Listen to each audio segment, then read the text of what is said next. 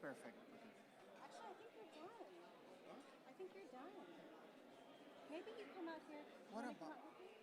that guy from Greece? He's going to be after. Ah, Unless okay. you want to say it, but he's very complicated. What do you think? We're going to invite that bishop to come up and just say a few words. I would say, yeah, And just do it now while we're... yeah. And do you think I'm going to... Let me just tell Lorna. Lorna!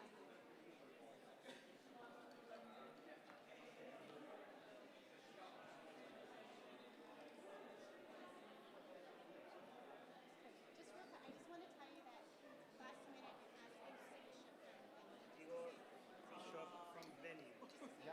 yeah. So I asked to say something. So we're doing this very last minute. So we're just need a couple of minutes. Before we start, Right now. We'll start now. What now? And then I'll introduce you as Bishop Okofi. He was the Bishop of Benin. Yeah, Bishop Lokusa for And also a member of Sega Sega, Yeah, she's second. which is the Which is a symposium of short conference for Africa and Madagascar. Okay, so we are not live, right? Gabrielle, we're not live, right? Not yet. Oh, But- will we be live this afternoon? Yes. Oh, just Can we start? Should we start now?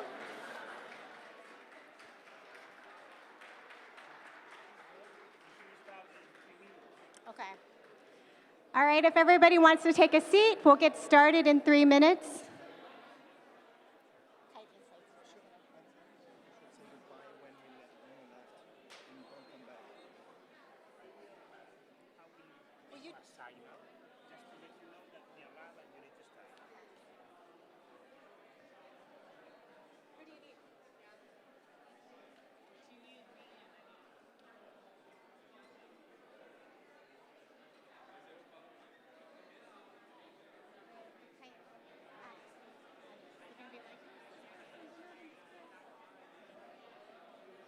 It's our conference.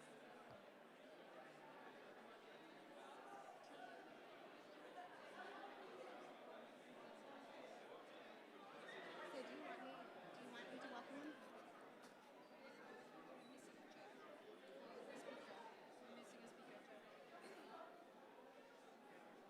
I speak in English. Yeah. Or also in French? No. English is English is better. Yeah, okay. I'm calling Don Ricardo. Okay.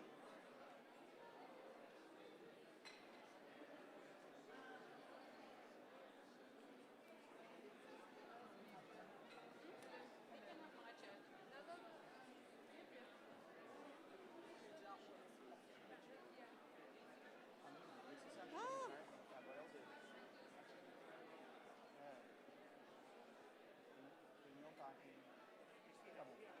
Okay. Good afternoon, everybody. Welcome back to our final afternoon together. Laudato Si. Laudato Si. Laudato Si. So before we get started, I have a very special guest who just flew in from Benin. Bishop Kofi from Benin is just going to offer a few words to bless our time together as we begin this next session. Okay. Thank you very much. Good afternoon to all of you. I'm, as she said, Bishop Kofi Roger Anomu, Bishop of Lokosa in Benin, in West Africa. Benin is a small country surrounded by Nigeria, Togo, Burkina Faso, and Niger. I just came yesterday because my schedule didn't allow me to come at the beginning like you. It's only yesterday that I succeeded in joining the group. I'm so happy to be here. I feel honored to take to say some few words now as we are starting the last activities. In Benin, we also We are also, what can I say, fighting the climate change. Is a real problem, a real problem in my country. The climate change is a big challenge for the farmers and also people who use chemical products for agriculture, and which is also consequence of cancer, breast cancer or prostate and all many other diseases. Formerly, we were not facing those troubles. So I'm so happy that the church can raise her voice so that something can be done in favor of the climate. And we also thank God for Laudato Si and all what is being done in the world. So I may wish a very good luck for this meeting, raising hope. That's very important. And I am sure that all over in the world, in every corner of the world, something can be done in favor of our common home so that the future generations can also have not a dead planet, but a very lively planet. Thank you. God bless you. Thank you so much, Bishop. Thank you so much. So just a few reminders. One is to make sure to submit your People's Determined contribution. You can either send it, I know there's some people are having problems with the internet, but hopefully you can log on and submit that. We'd love to get those in the next 30 minutes so that we can bring them together and offer them in our closing ritual. The second announcement is that I know there's many questions about when the holy water will be distributed. So we will do that at the very end, after the closing words and ritual, and you just need to go outside into the garden, right outside where the coffee break was or where the dining room is. Good afternoon. It's almost time to say goodbye. And now, before that, we are joined now by a remarkable group of leaders from across sectors: faith, civil society, economics, and advocacy, each bringing bold ideas and deep commitment to the work of transformation. And guiding this conversation is Ms. Bianca Pitt, founder of the Women of the Environment Network and co-founder of She Changes Climate. Bianca brings a long-standing dedication to inclusive leadership in the environmental space. So please join me to welcome Ms. Bianca Pitt and our panelists. Hello. Good morning, good evening, depending on where you are in the world. Thank you so much for being with us today and for this panel, this closing panel. As you can imagine, we thought long and hard about what to say today. And the most important thing for us was to really listen and watch to what was going on over the last few days. And you can also imagine that any notes that we took and preparation we did for this ended up in the waste bin. We tore it all up and decided to start completely from scratch. And why is that? Because the most important thing, we are reminded, is to listen to our heart. So what does our heart tell us after these days? We want to spend some time reflecting, and I wanted to hear from the speakers about their personal journey, their experience. They come from different parts of the world, and we're incredibly privileged to welcome such a wonderful, diverse range of experiences, lived experiences and professional experiences as well. I spent quite some time reflecting on what had been said and what stood out for me perhaps the most. Making peace with creation means making peace with ourselves and with each other.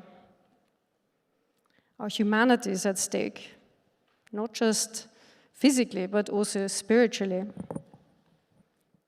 Violence, we talked about that this morning, starts at home. It's even in our language. I want to remind us that we're all one body. We have a left and a right hand, a left and a right foot. We have hopefully a core that is strong, and we need the left and the right to provide balance. We need stability.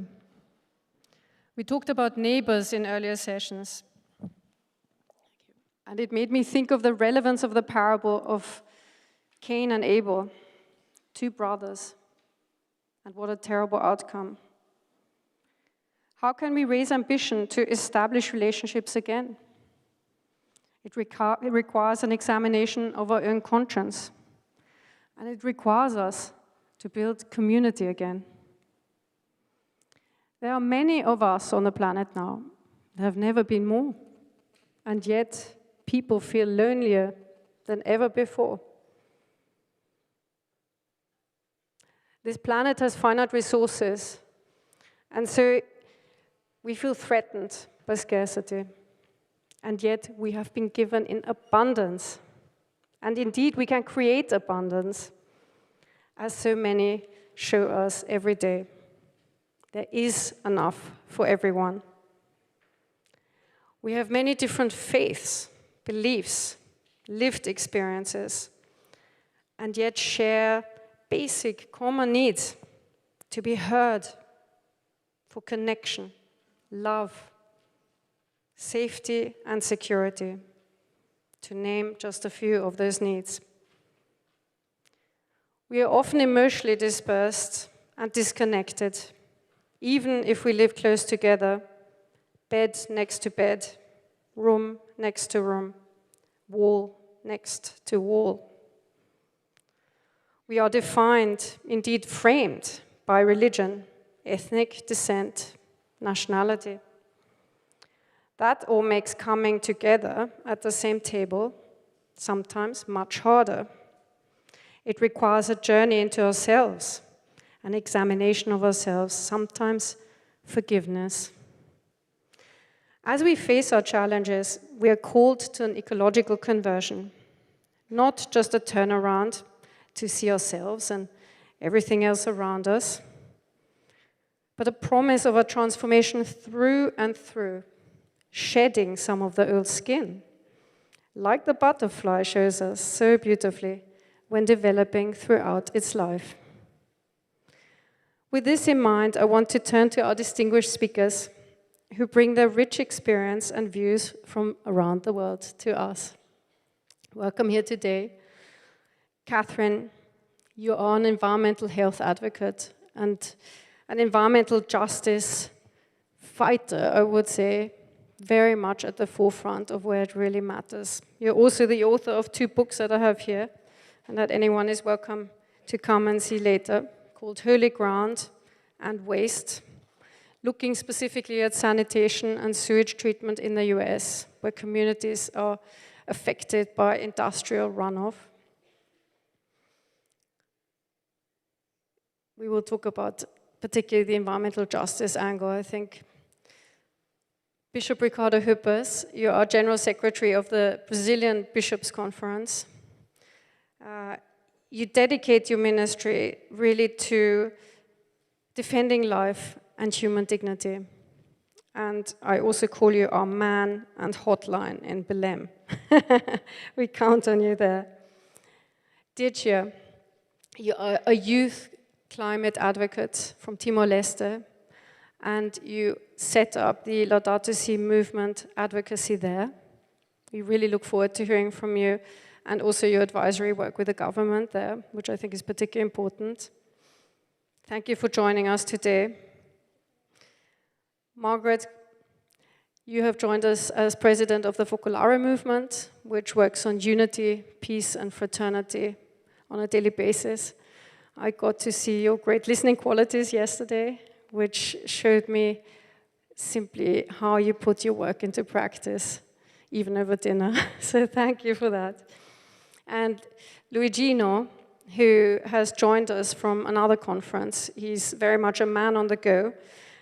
He is also associate professor of political economics at Università di Milano Boccaccia, and your work integrates ethics, biblical studies, and literature into the economic discourse, really bringing in a more human-centered approach.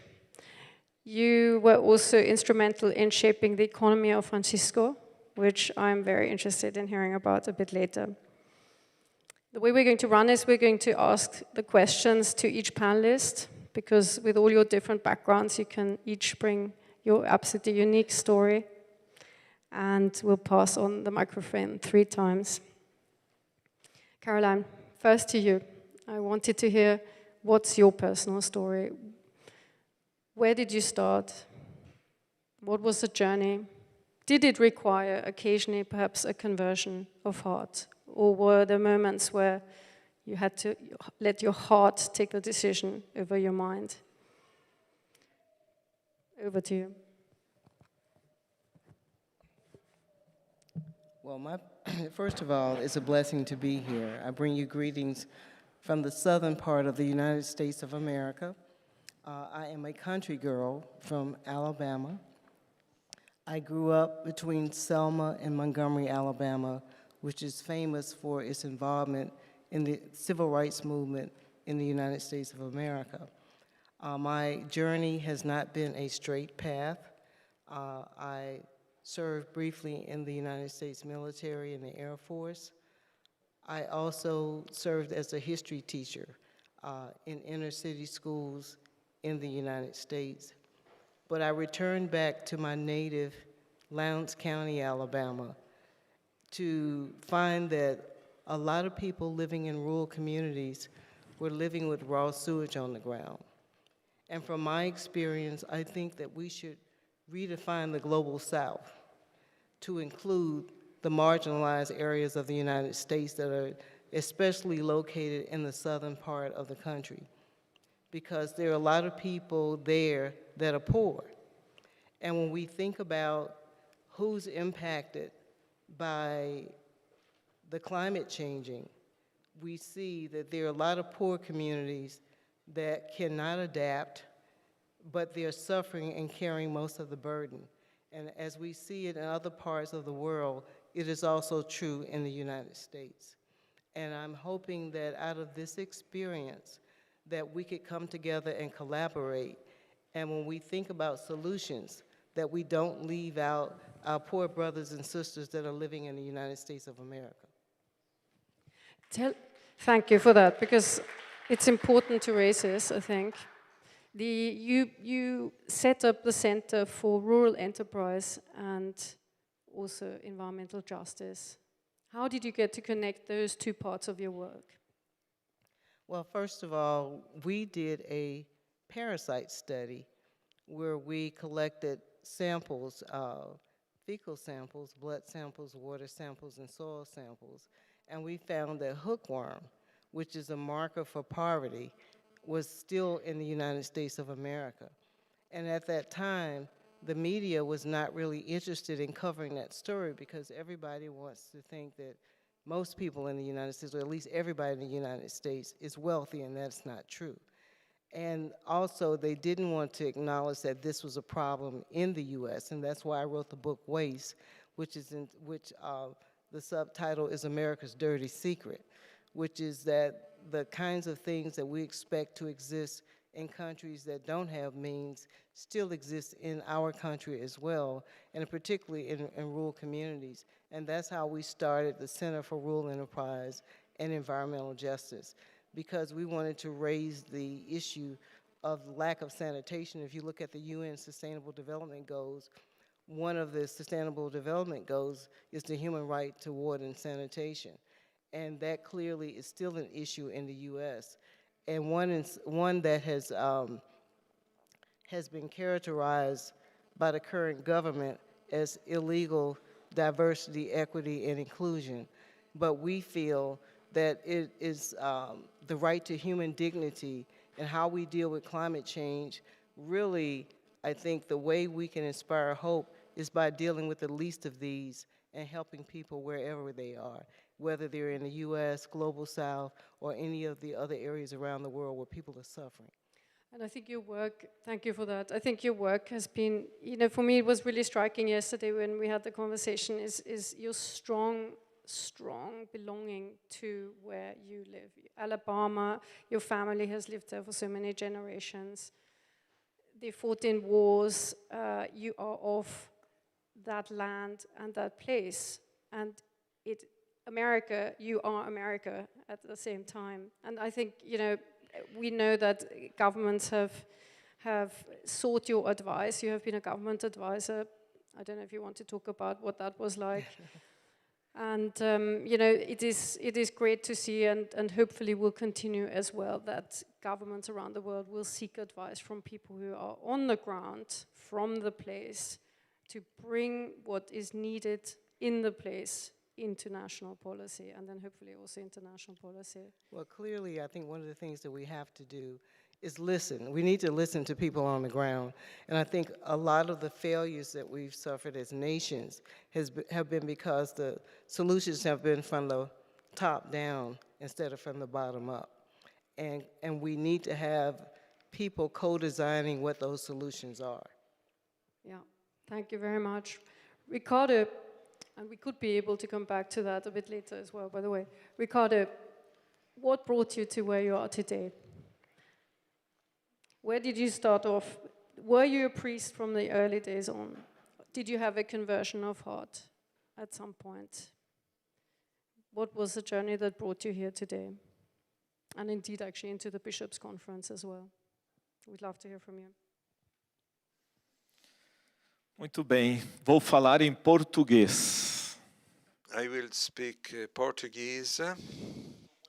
De estar aqui. I'm very moved,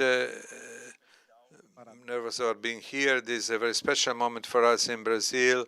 The fact that we feel brothers in this coexistence, cohabitation. Thank you to each of you, because every time I look at the crowd, I think how much sacrifice they did to come here for their family, their job, how many things they had to leave aside in order to be here, to be able to be here. So this sacrifice is worth what you gained, because we are together, and Christ himself said, where two or three will be gathered in my name, I will be in the midst of them. That's what we do. I'm here for an institutional figure because I'm the Secretary General of the Catholic Bishops' Conference of Brazil. And today, Brazil has the biggest Bishops' Conference in the world. We are 494 bishops. And it is a very big number. É muito, muito. Brazil is very big. We have 213 million inhabitants. But our challenges are also big and very difficult as well. I was in a diocese which was the southern one, most southern of Brazil, just the border with Uruguay, so I know the southern regions. And now that I came to Brasilia, the capital city of Brazil, and I work there as a Secretary General, I'm getting to know the rest of Brazil, because Brazilians do not know the whole of Brazil, because there are different bio-realities, even linguistic expressions that are different. There are so many indigenous people who have 278 different ethnic groups of indigenous people. We have 150 different languages of these indigenous people. And these make us think, and here I would like to share some of my experience, that we are called to widen our horizon. The experience that I had in my small, very small diocese, and I begin to see the beauty of my own country. And it is the same experience that I am living today, to be here getting out of my county and living the experience, being enriched by the experience of all of you. That's what we need to widen our horizons. And maybe a first form of gratitude that I have, especially here, when the Pope came here 2 days ago, I kept on thinking, what a privilege has our generation. Pensem bem. Because I think the last Pope we had, Pope Leo, Pope Francis, Pope Benedict, John Paul II, John Paul I, Paul VI, John the 23rd, the Second Vatican Council. So thanks to all these generation, we are able to speak here among us openly and have a dialogue with the world. We feel that we are brothers and sisters, the church that opens up to this dialogue. And Pope Francis in All Brothers, in number 5, says, God created all human beings equal. So our duties in rights and in dignity, and he called us to live together as brothers and sisters. So this is our hope, and if there is a lesson that I draw today, it is this lesson. The dream for Brazil E fratelli tutti. is to join together Laudato Si and All Brothers, E the two encyclicals. And we mean that the nature and human beings have the same importance os outros, because we need for one another, and in this perspective we need for taking care for each other. que Deus nos deu, So this is the room that God gives us in order to coexist as brothers and sisters. We have a lot to learn, but in these days are a school to me. Thank you very much. Thank you. Dear Chair, over to you. I was hoping to hear also some personal reflections and a bit more about the personal journey, but you're very welcome to dive in. Okay, thank you so much, Bianca. As Bishop also mentioned that he's very emotional right now, and so do I. I'm very emotional right now. It's my first time ever to be part in a conference that I feel like I belong to.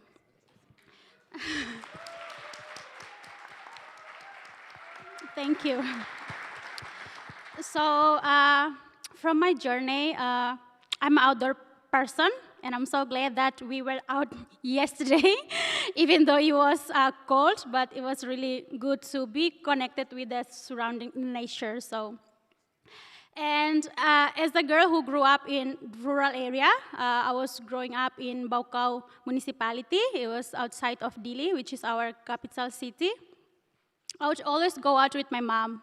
We had a rice field, which we really depend on it. We eat rice every day, morning, for breakfast, for lunch, for dinner. So rice has been part of our life, and of course, not to help my mom, but to play around in the stream, to running around in the bush, catching the fish. It was fun. And that was my happy moment. And then I moved to Dili for my high school. I went to Jesuit school because that was one of the best schools in Dili. So I tried so hard to get into that school, and I did. So I moved to Dili, and living in Dili was hard.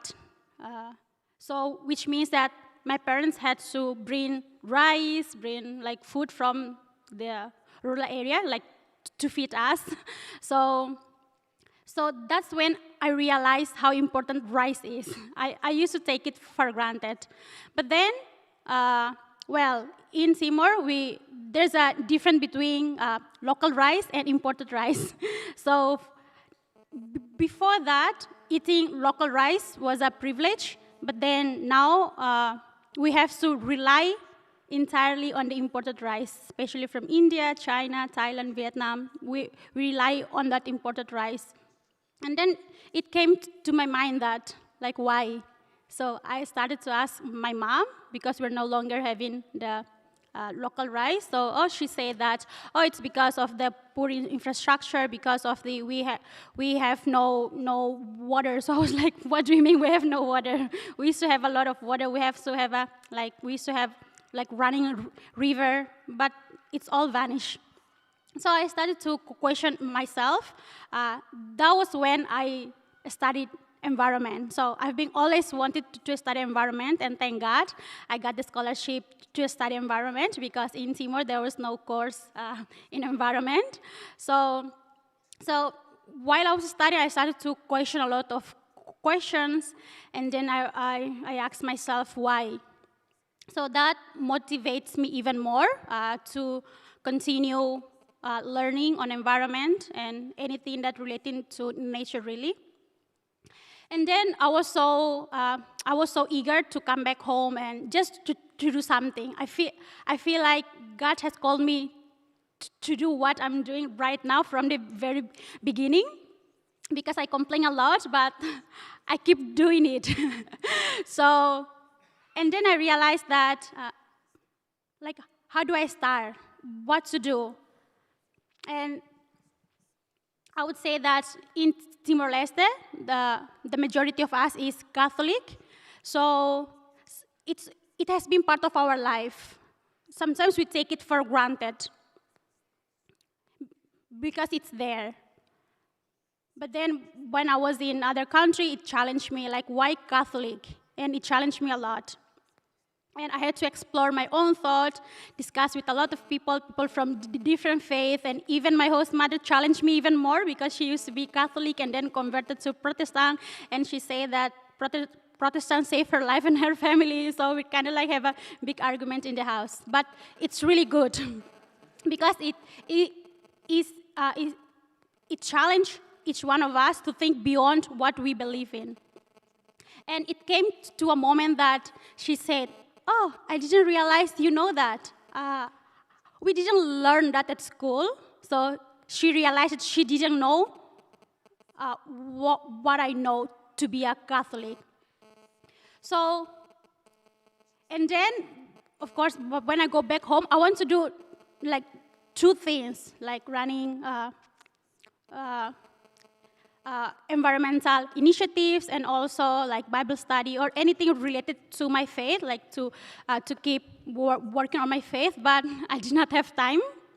You know, I'm the oldest daughter, and of course your family expect a lot from you, but I cannot do this thing at the same time. And I felt burned out, like I was so anxious. I was like, I felt like I didn't do enough. I already promised to myself to keep like practicing my faith in this scene, but I didn't do it. So it was really hard. And then during COVID, I lost my job because of COVID, but then I found Laudato Si. So I'm the first person of animator in Timor, and that Laudato Si resonates me a lot in my faith and in what I'm passionate about. So I would say that Laudato Si saved my life, and thanks to the support from the Laudato Si movement, especially the Asia Pacific chapter, I'm so happy that Cheryl is here. She's been with us since day one, so please give a big round of applause to her. And that's the community right there. I never realized that I would become like the person that I am today, to lead hundreds of young people back home. I didn't realize that I have that capacity until someone tell me, and until someone convinced me, until someone like had my back. You know, it's so good to do something that you know that you won't get lost because you have God, and of course you have a big community behind you. That's why I'm so very grateful. I'm very emotional right now. I hope I won't cry. But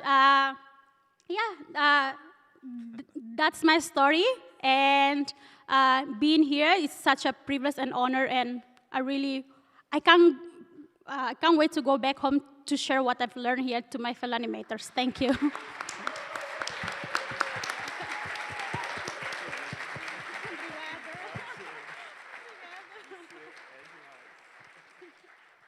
Margaret, just over to you. Thank you so much for sharing that.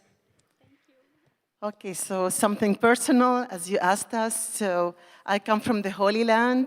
I'm an Arab Christian, born in Haifa. It's in Galilee, Upper Galilee.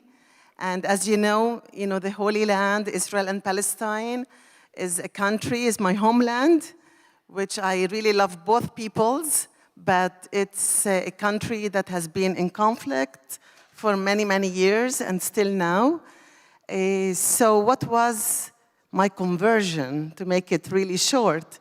My conversion was that when I met the Focolare movement, I had 14 years old, and I felt that I had a lot of questions about, how I can love my enemy, what can I do for my land, what can I do for my peoples, how can we live in peace? So there were many important questions.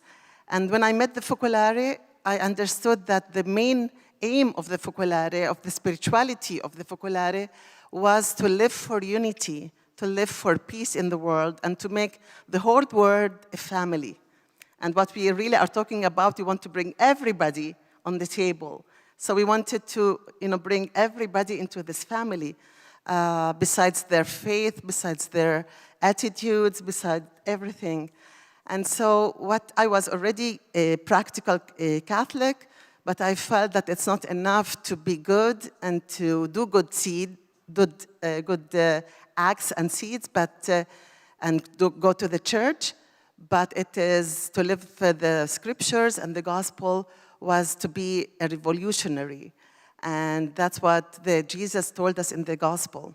So the words that Jesus prayed, the last prayer that Jesus prayed to the Father, that they may all be one, that's the main aim of the spirituality of the Focolare. And when I heard that, I felt that was my conversion, to live for unity in the world.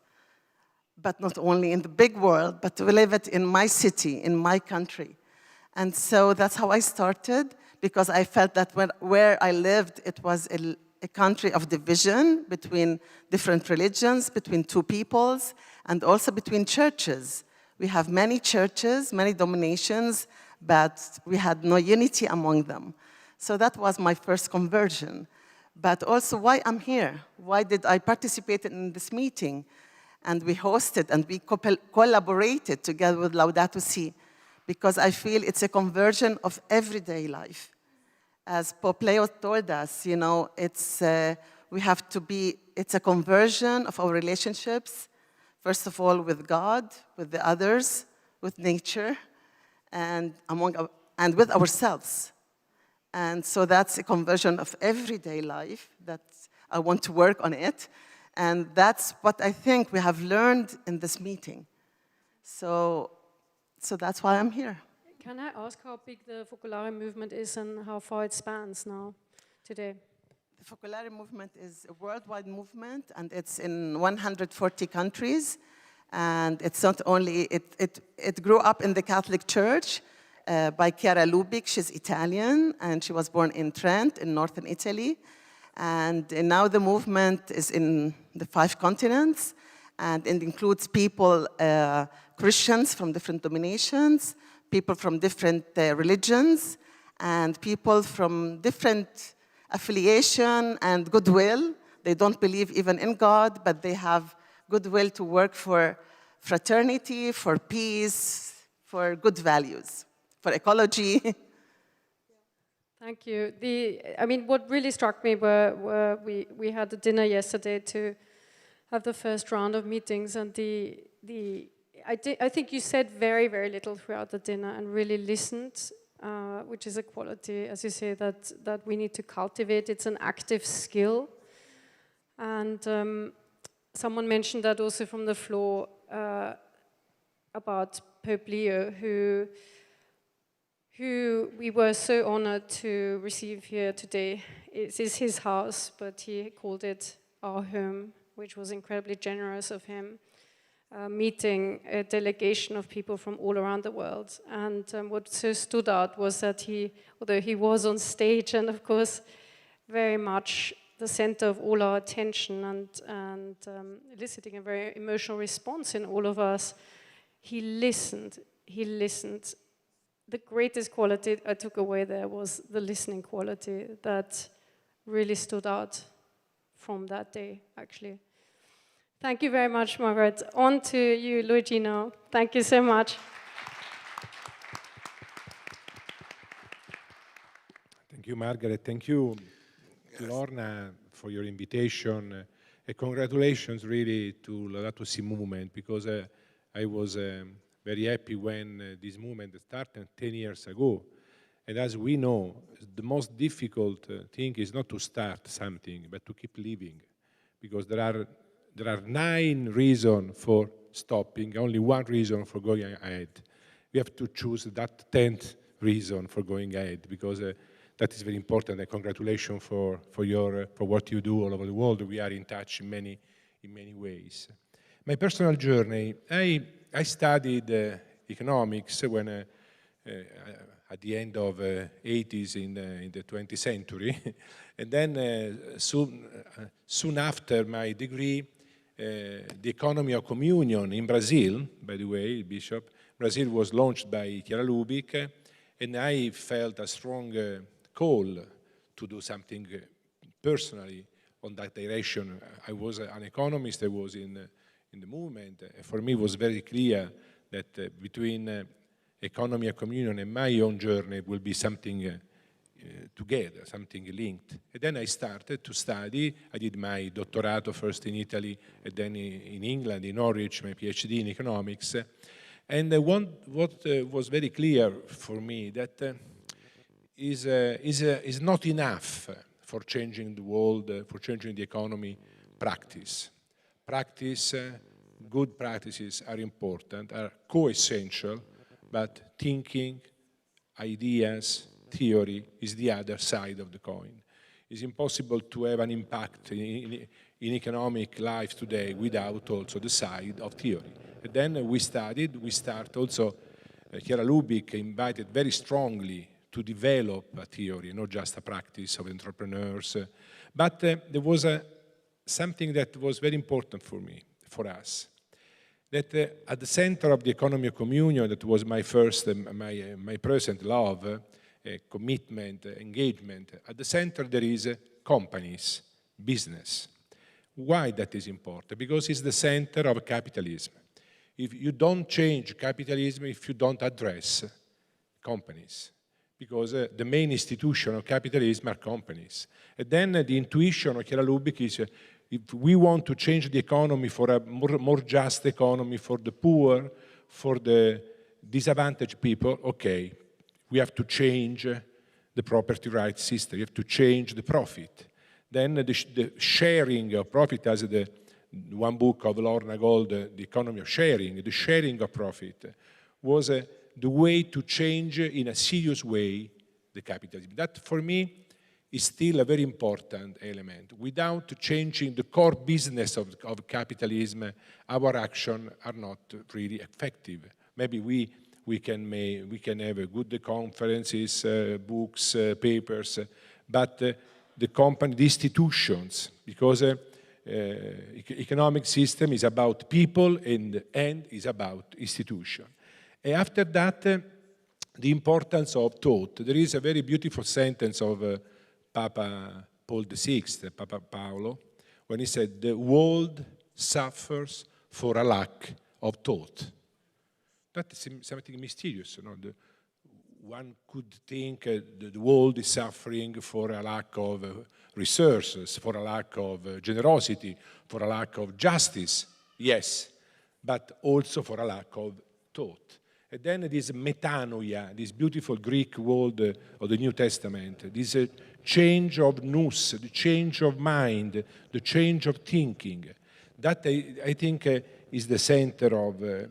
Then after that, we started in the economy of communion environment. We together worked for a civil economy. I was coming from festival of civil economy in Florence, in Palazzo Vecchio.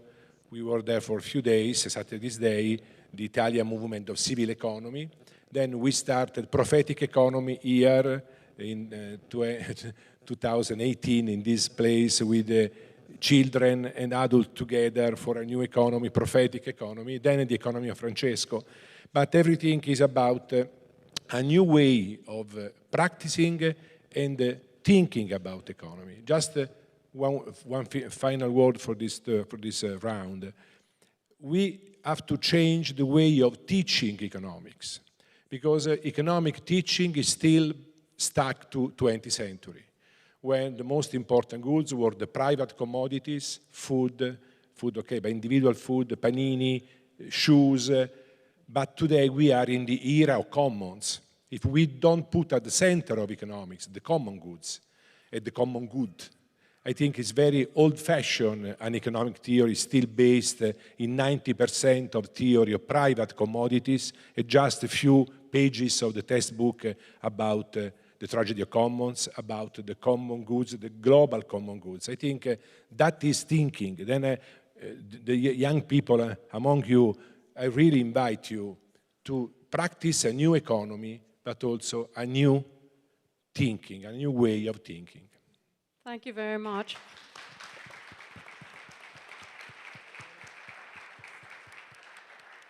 We know that young people increasingly don't want to join traditional industries. They want to do something which is earth positive.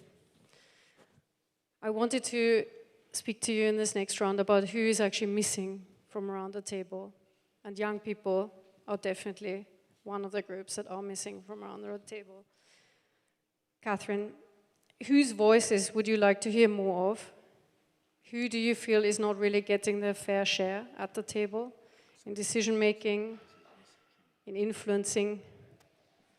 Who is it that we should bring to the table as a family?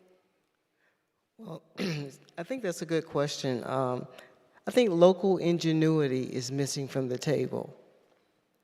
Local ingenuity means that those people who live in those communities who've had to come up with solutions.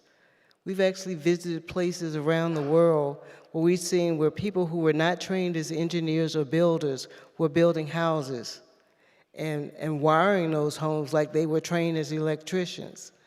But yet, oftentimes they're discounted if they don't have degrees. You know, if they don't have the credentials that others would have. It's like the local healers that were in the community where I grew up. Being in a rural community, my father would make cough medicine for us. He would mix syrup and garlic and give it to us every year during that season to make sure we didn't get sick. So what is missing from the conversation is local ingenuity, and we need to bring people to the table who have that type of knowledge and respect it for what it is. Yeah, thank you. Local, as I live in a rural economy as well, and rural community, and you're right, we feel very overlooked generally by governments, although actually then change often happens in rural communities, we find as well, because the demand change and political change, interestingly, can come also from those communities, as we see happen at the moment. Ricardo, Brazil has both large cities and large rural communities too. It has indigenous people. It has a very young population. What is missing from the table? Who needs to be brought in? And if we don't have these people at the table, what does that result in, most importantly and critically?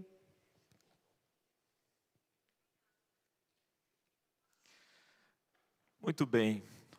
O Brasil tem sim uma, como eu já falei, Brazil, as we said, there are many indigenous young people. Nós In temos fact, we have this great concern incentivar of encouraging public policy that can give a condition to be que eles têm direito. Mas talvez hoje to have access to everything they have right to. Today, for our indigenous people, the most important access is denied because we have a law that has been imposed of a time framework. So it is impossible to give an expiry days on the basis of which our young people can ask for the possession of their land. We always had indigenous in our Brazil much before the Brazilian state existed, so we cannot limit them because they have this precious gift, which is the earth. So our conference is committed against this time limit, this time framework. We want to give all our support. We have SIMI, which is this work of the church together with the people. We have a group connected to the indigenous people, and they are committed to help to deconstruct this idea that the indigenous only need basic convictions, and they don't consider them as the original traditional people of our country. But also, if I have a few more seconds, besides the indigenous people who have Quilombola, we have the tradition, the big tradition of young black people who need informação, have access to action and have access to information and the dignity they live. So a real problem is also racism, racism at all levels. And unfortunately, we find many black people in the places that should take care of mobility, but in fact there are many people who are denied this access. And we, Conference of Catholic Bishops in Brazil, also the campaign for brotherhood, we do a campaign against racism. And we have other expressions of youth. So we are inclusive, we organize groups, and we try to make people have access for an economy of climatic adjustment. This organized in the small groups on the family, organized a group, and women who get together for breaking the coconuts. Here, they have this association of women, and these women are organized, and they could give a whole dignity to this work. In this way, they support their families, and they have an economy that takes the advantages, the benefits to all the towns of the state. The women give a great contribution in terms of climatic adjustment. So, and here we have the young people bringing new opportunities with the different expressions and different races, and we believe in young people.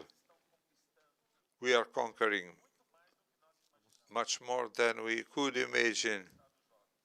Está uma prova concreta. And here is a concrete test, and I would like to address them. Ricardo, I have just one short question. What does it mean for our spirituality, do you think, if these people are excluded?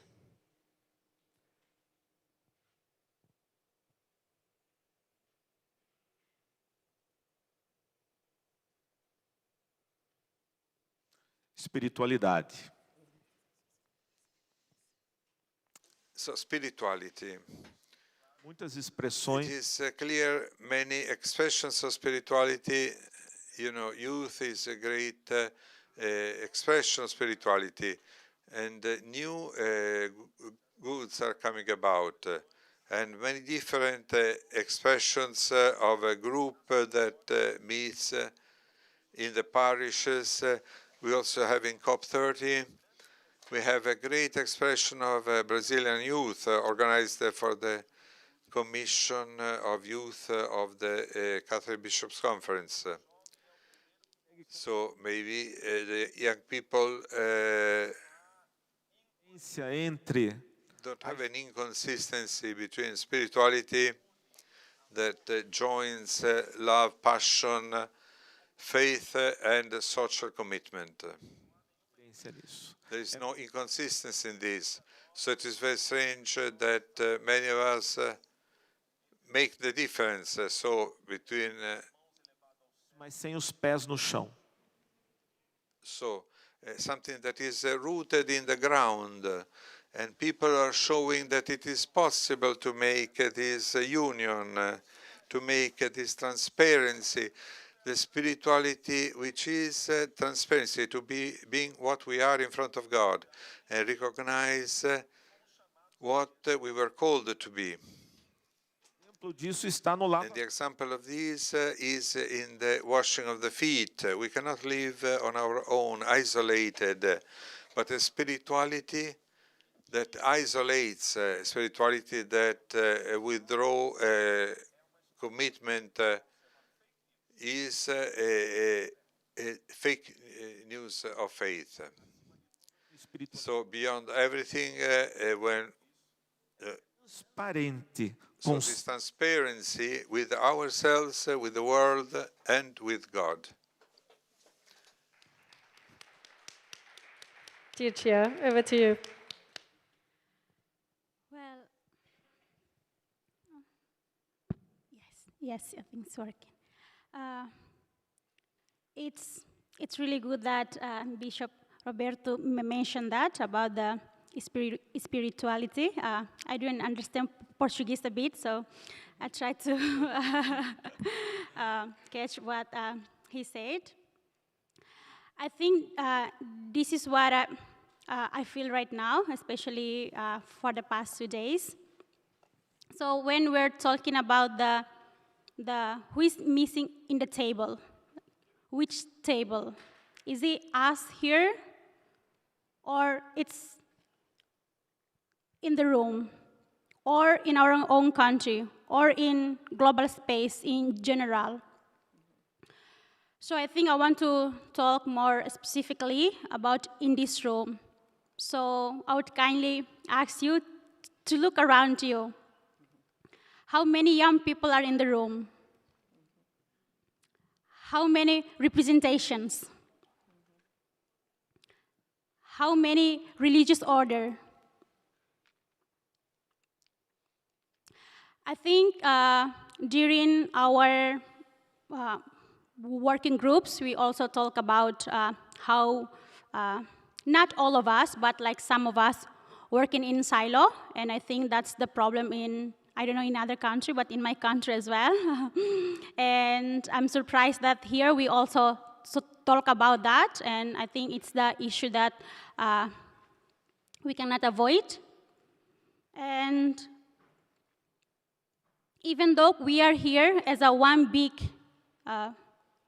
Catholic family, Catholic community, but working in silo is still one of the main challenges here. And this is exactly what I feel back home.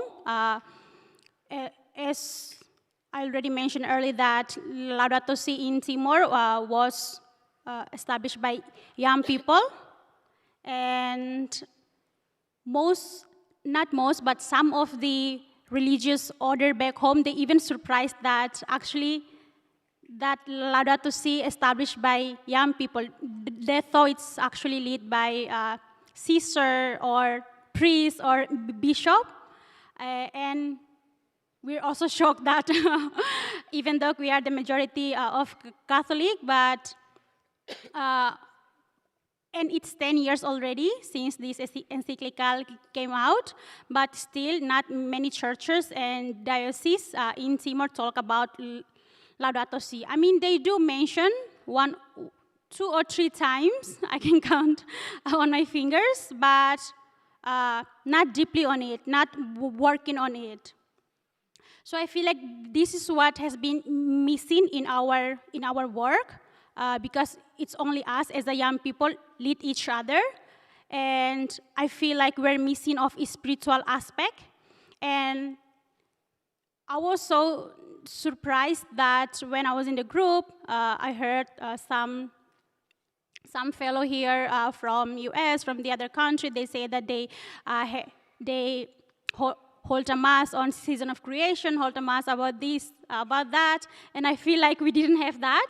We didn't have a specific mass on season of creation or Laudato Si week, or of creation in general. So I feel like this is what we've been missing of. So I really hope that we can come together as a family, and we should acknowledge each one of us here, what we can do and how we can bring all the power and ability that we have to put on the table and work towards that. Yeah, Thank you.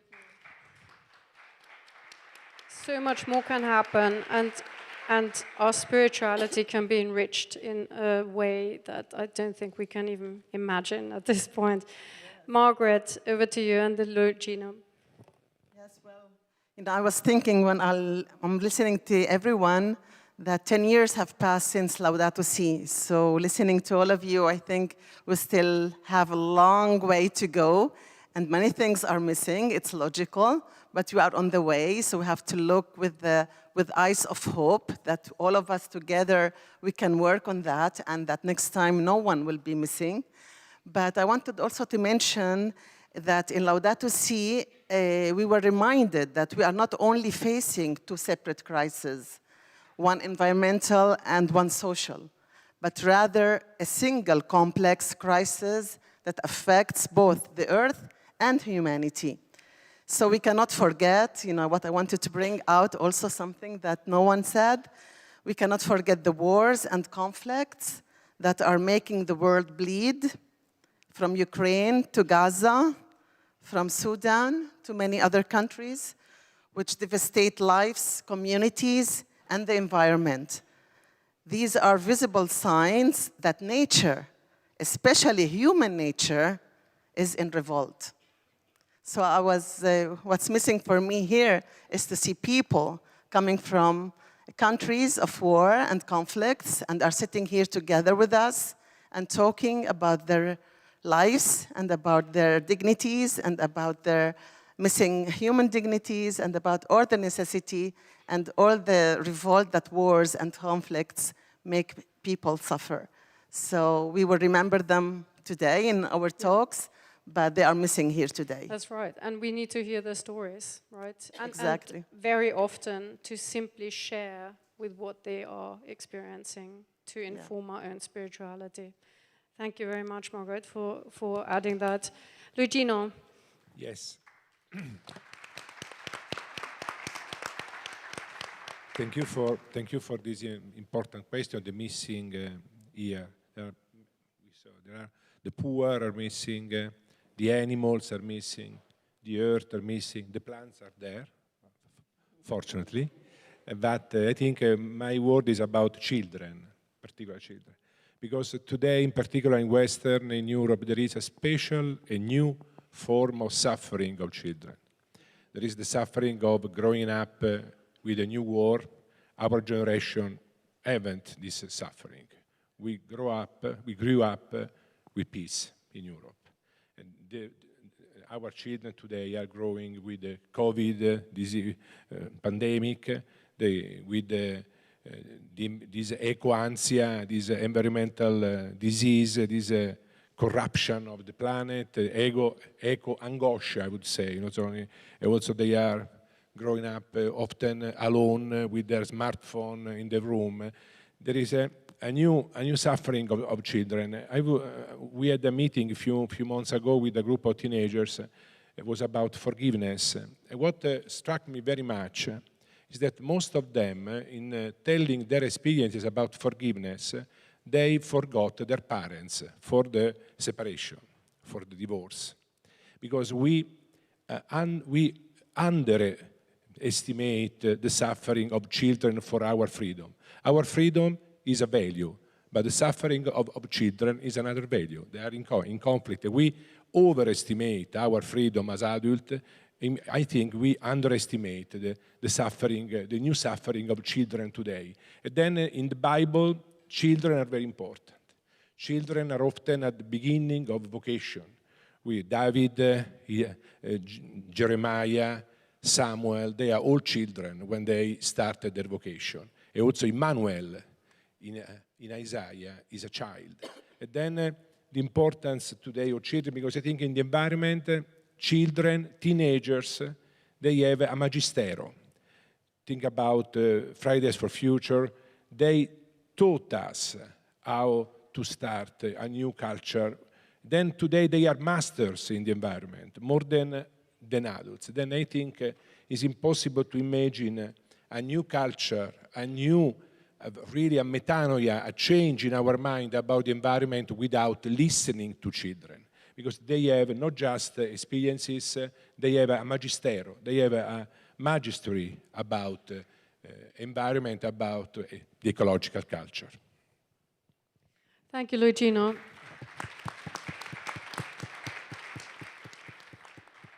I'm really glad you brought that up as well. I think that's a really important point too. Last question to you, and you all have a minute each roughly to answer this. How do you think we can establish trust and friendship again with those that are missing from the table?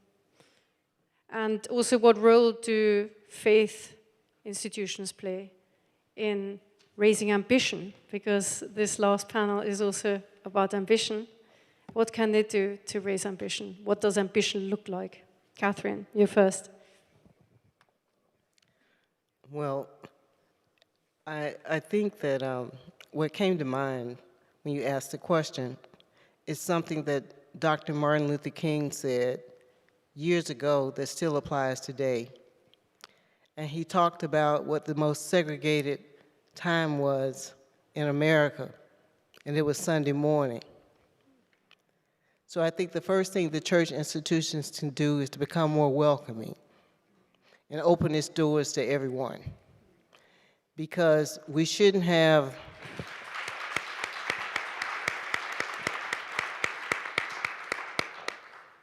I just know that when we look at what has happened and how we're not welcoming to the immigrants. And I wondered that if Jesus came across the southern border of the United States today, would he end up in a camp or being sent back?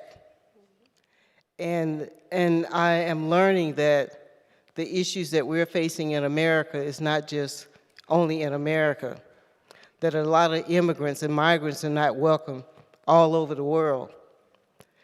And those of us that are descended from immigrant populations, forced or freely immigrated, I think that we have to look back to the generations that first came to these shores, whether it was here in Europe or whether it was in America or wherever it was in the world, and whether or not we were welcome. We need to change that. And I think that church institutions should stand up for justice. And a lot of them are far too silent. Yeah, hear, hear. Thank you.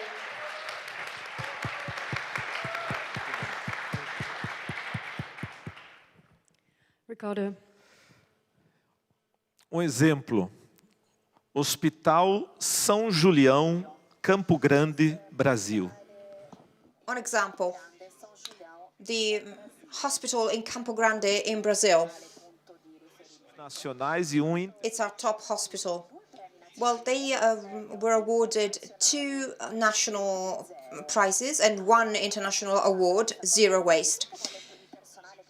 First of all, because their staff is incredible at what they do. First, people working in the kitchens, then also the doctors, even the patients were involved in this initiative. Integral. This year, I went to see people in the hospital. They mounted a campaign on integral ecology. And the lesson I've learned is that when we work together, when no one is excluded, when no one is leaving our hand, when we can believe together, well, everything is possible. Because God is calling us to share and to live together amongst us as brothers and sisters. This project, this zero waste project, is strongly advocated at conferences, and hopefully our diocese could learn also to implement projects like this, zero waste. Together we can do more.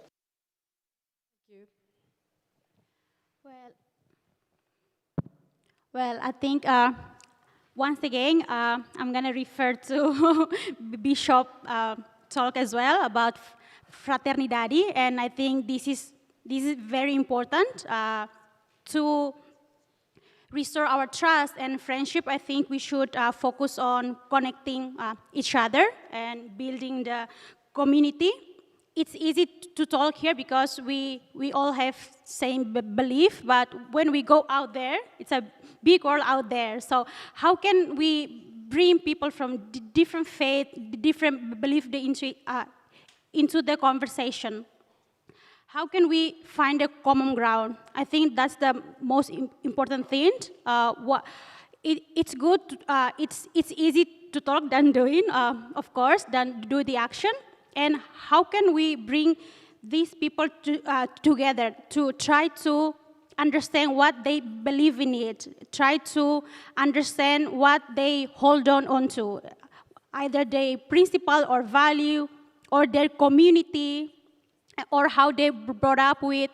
I think it's very important to connect with each other story and heart and belief, and this is what we are trying to do back home as well. At Laudato Si chapter back home, we also run activity called Human Library. We want to focus from heart to heart. How can we bring people from the different sectors? We want to place a belief that you don't have to study environment, you don't have to study climate change to be able to do the action. So this is what we are trying to do there, how to bring people from different sectors, different belief into the same conversation. Thank you. Thank you. Thank you for sharing that. Margaret.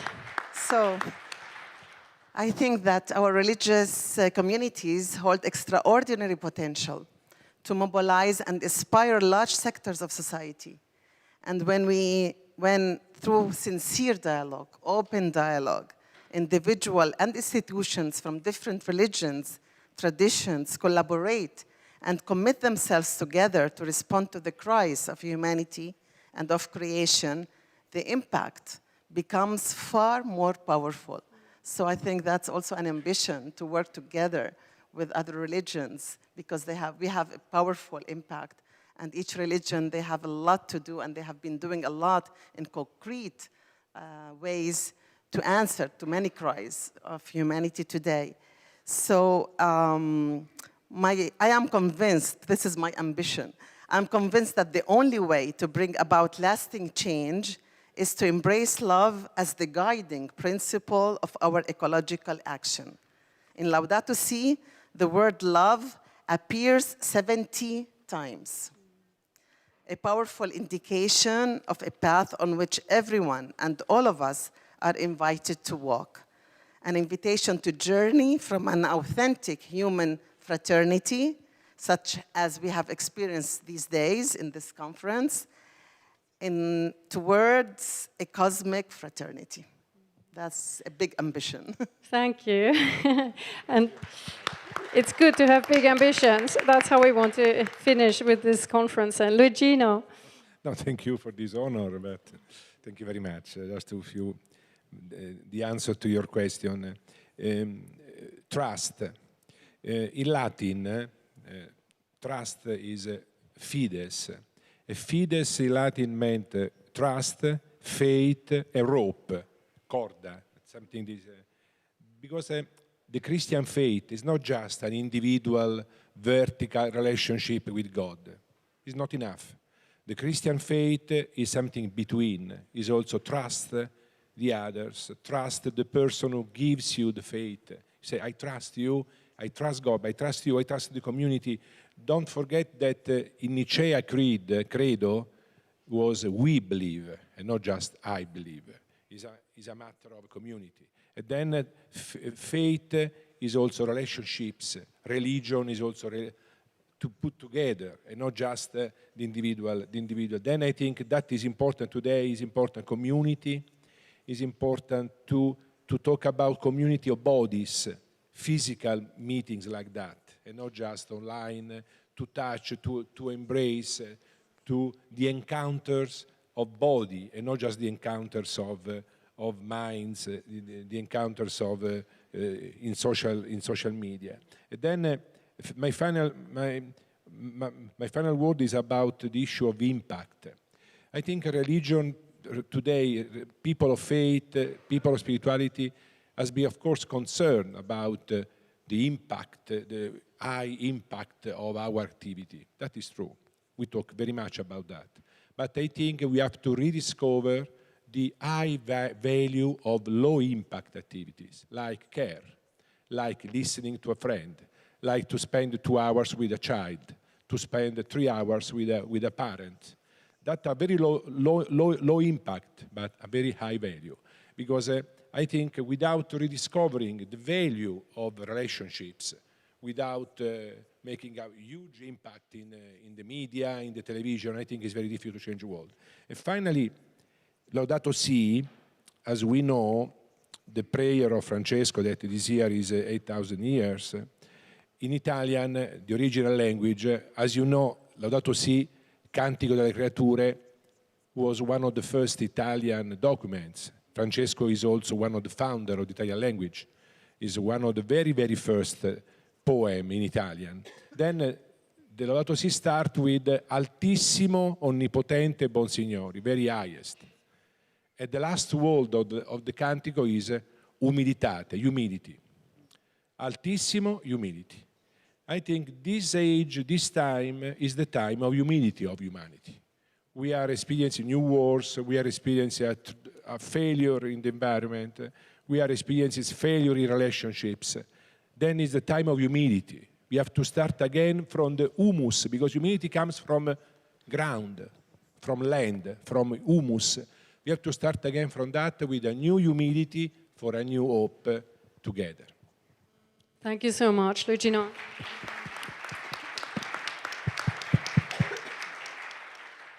And with these personal reflections and examples from your practice, we want to close and take a lot home with us. I'm sure everyone is filled to the brink with impressions like we are. And yeah, we look forward to hearing from you. I'd say we hope that we will all stay in touch, and that when we come again, which I'm sure we will, and may that be soon, there'll be many more at the table. Thank you. Thank you. Thank you to our panel.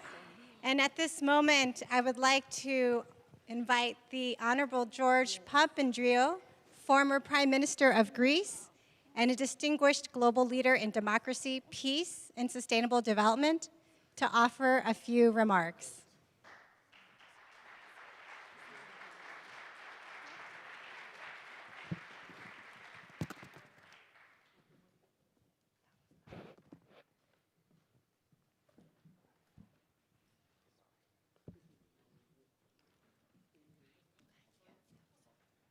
Thank you very much, and dear friends, I'm inspired also. We know the challenges of today, the crises, the storms we are facing. I know them well too. I don't have, oh wait, sorry. I'll let them get a picture first. Thank you.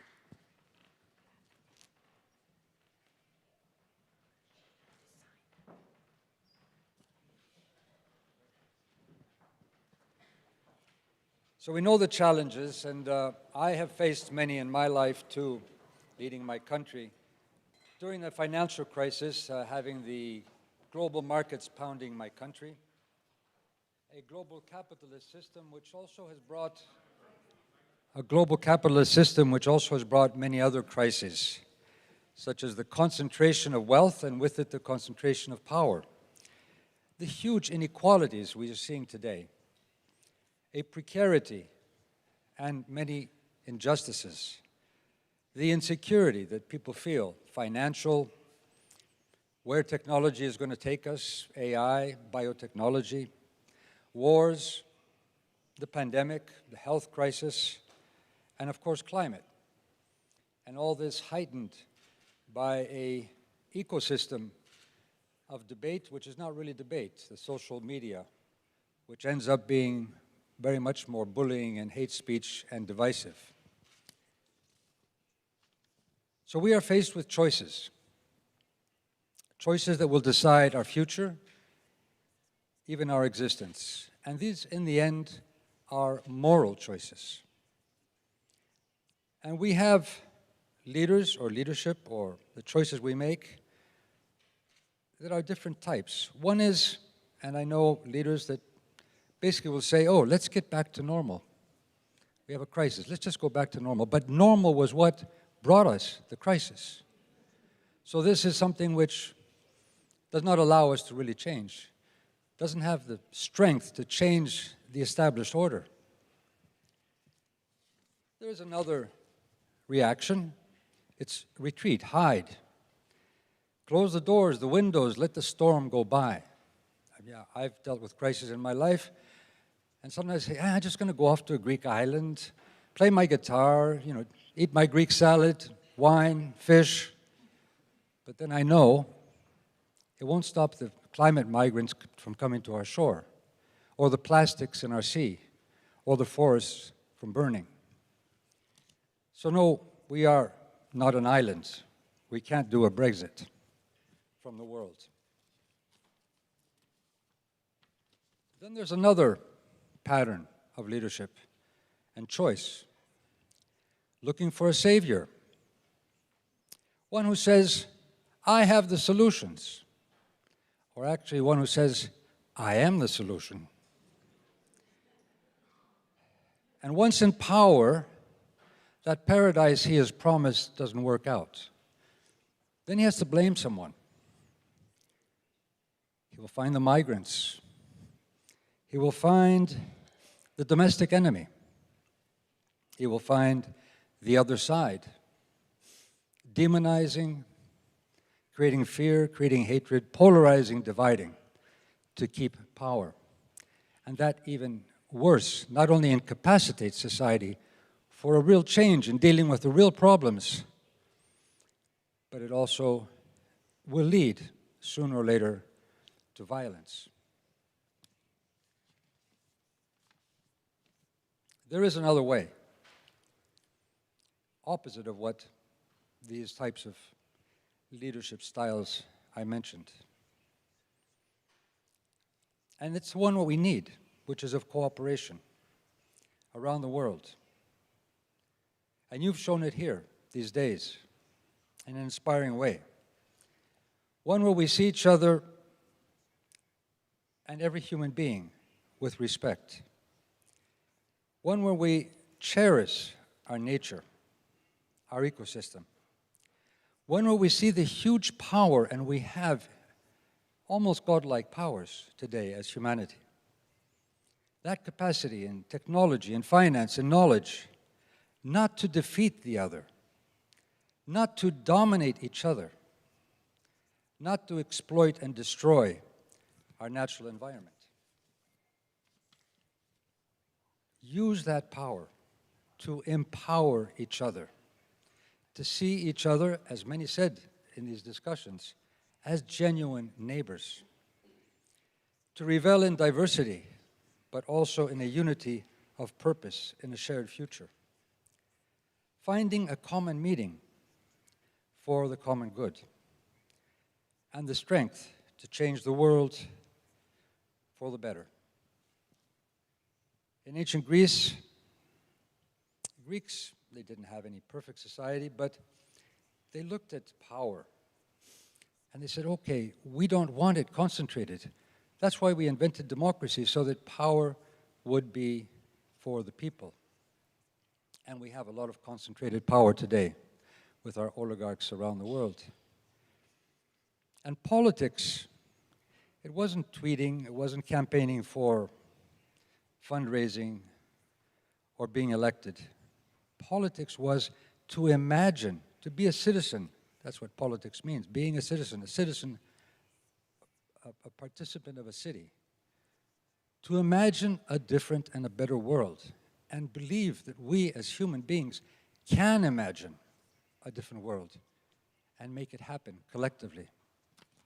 So we need that to get back to a type of society where democracy really works for all, and politics is one where we unleash our imagination in a debate and discussion amongst ourselves with respect to be able to create this better world and use the powers at hand for the best of all of us in a just and a moral way.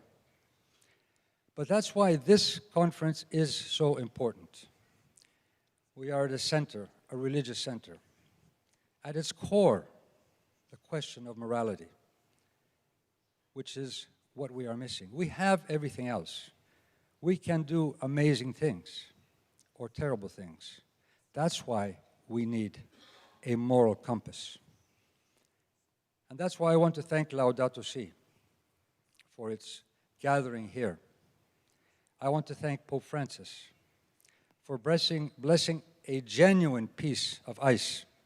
I say genuine because somehow that piece of ice seemed as if it gave us a bit of a calmness, a composure, someone like meditating on the state of the world. Very different than another type of ice, which is terrorizing, which is demonizing, which is chasing and deporting. That is why we need a moral guidance. Let me also thank, from my religion, the Orthodox Ecumenical Patriarch. He was only recently awarded in New York.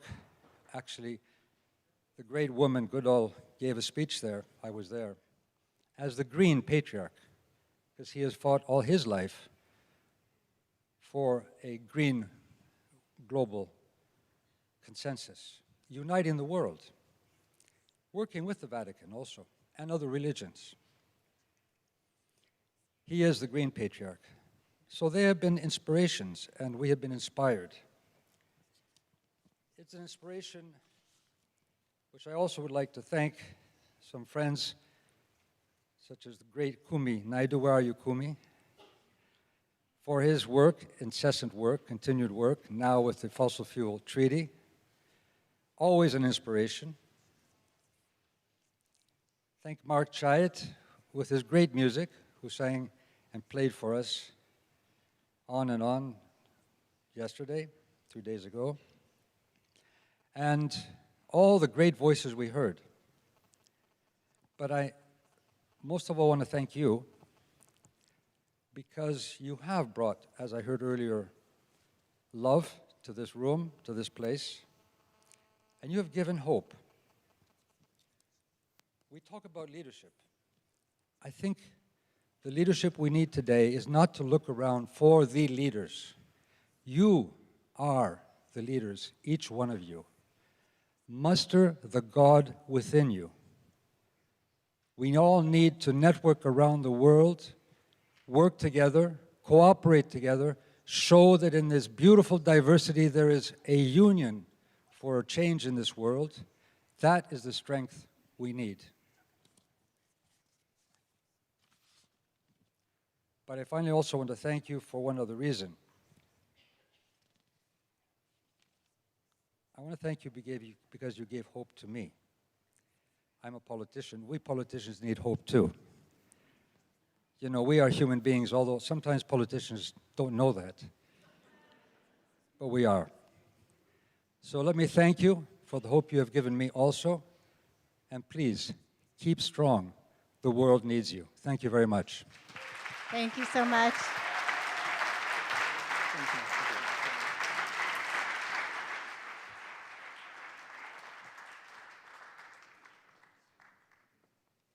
So in a few moments, we're going to transition to the final moment of our conference. We'll hear some closing remarks and have a closing ritual.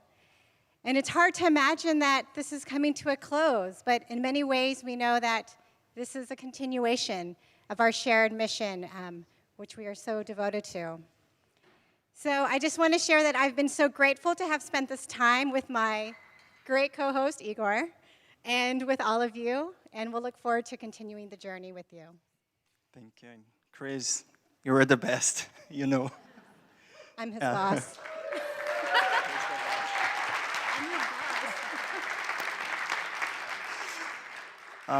And it's been a joy, of course, walking with you during this journey. And also for those joining us virtually, thank you so much for being here with us. Just I invite all the animators here in our meeting, please come to the stage after the close. And for those who are involved with COP30, see you in Belém, Brazil, the heart of the Amazon. Obrigado, Laudato Si.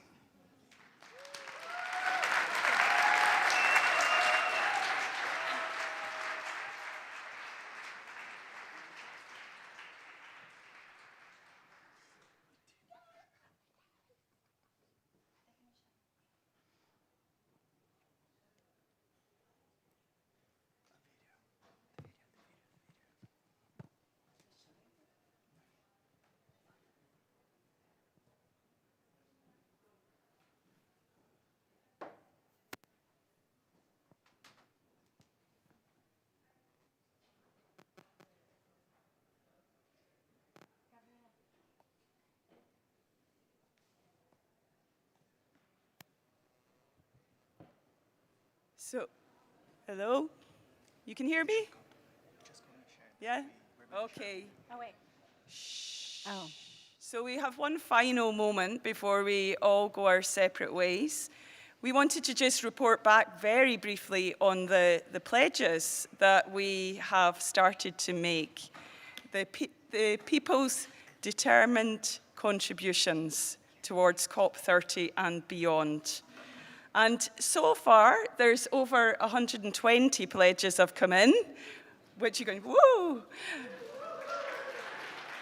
But I know that there are many more on the way because the internet has been very, very patchy.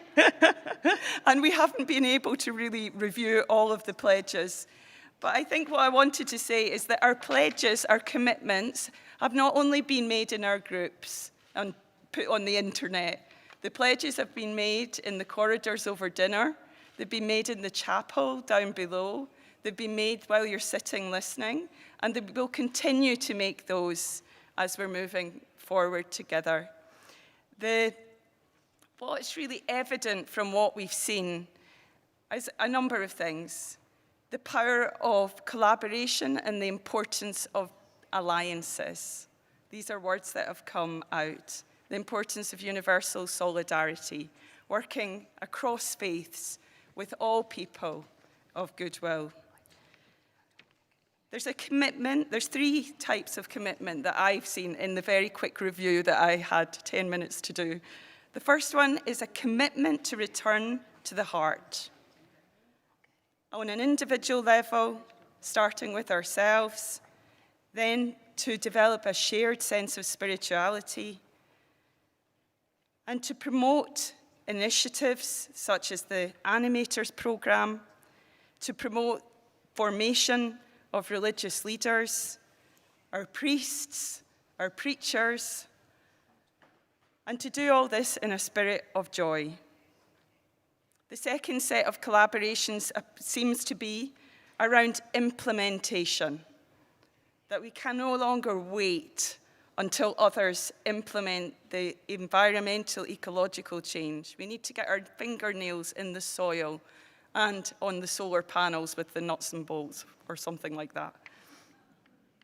And here, people are mentioning commitment to the Laudato Si action platform, to learning more about it, to getting to know the Borgo Laudato Si better and the opportunities, to looking at the initiative of the return to nature that the Catholic bishops in Ireland have promoted of returning parish lands to nature.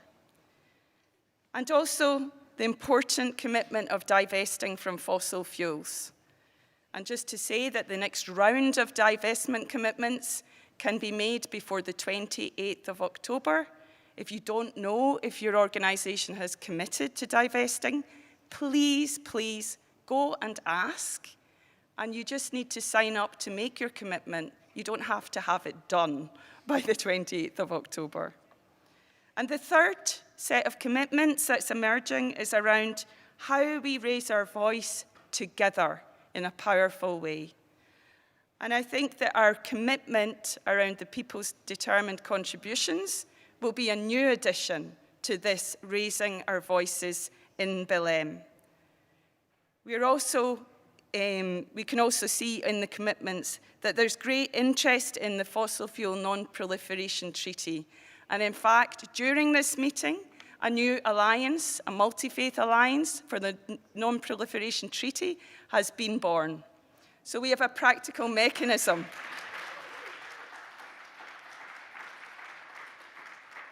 And this is going to be led by Fletcher Harper and myself, I believe, with other people.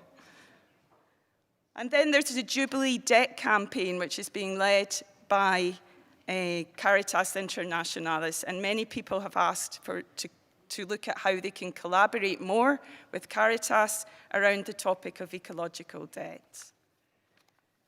So we're coming to the end of our meeting, and it is really, I'm full of joy but full of sadness to say goodbye to all of you. It has been the most extraordinary few days together, unimaginable that we could have achieved this together. As I said before, it's the loaves and the fishes. Because Laudato Si movement seems to have this gift of imagining something that's not yet there, but needs to be happening. Thomas Insua, who many of you know, who was the founder, really, of the movement. He says he's a co-founder, but he really founded the movement in 2015. Woohoo!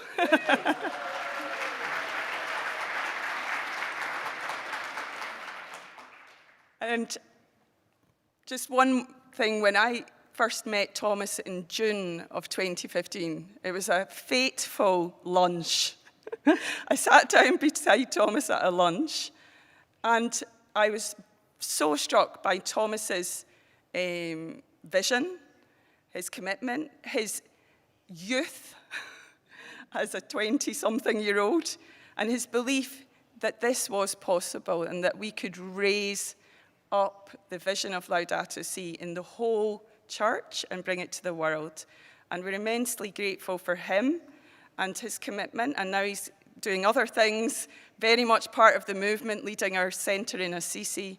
But Thomas, just to acknowledge your role here on this important occasion of the 10th anniversary.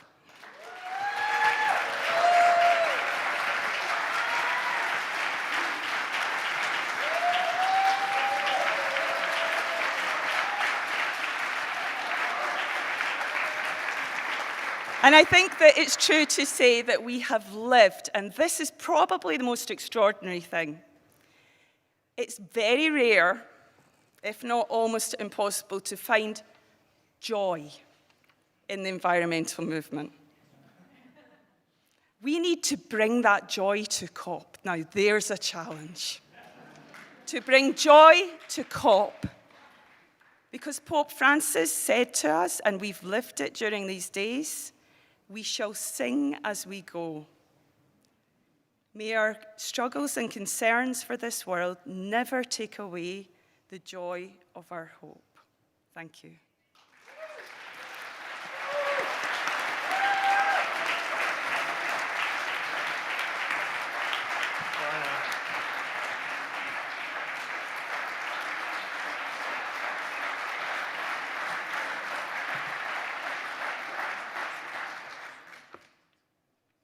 Hello, everyone.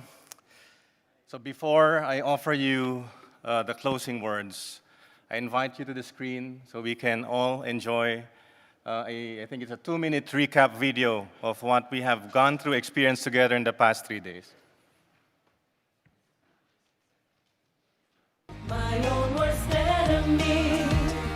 is inside me. If I trust in love, I will be free. No, I won't be afraid to dream. Justice, Dream of all the people. things I know life can I'm next to an action hero. Países membros da Convenção do Clima das Nações Unidas. My dear sisters and brothers, peace be with you.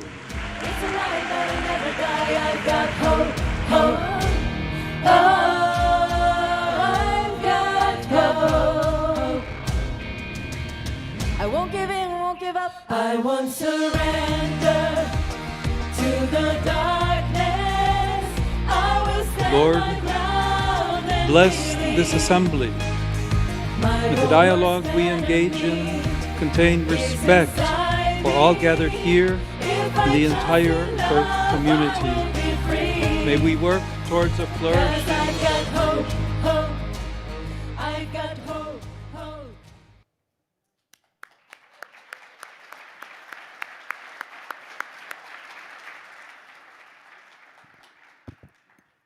Let me begin by expressing our gratitude.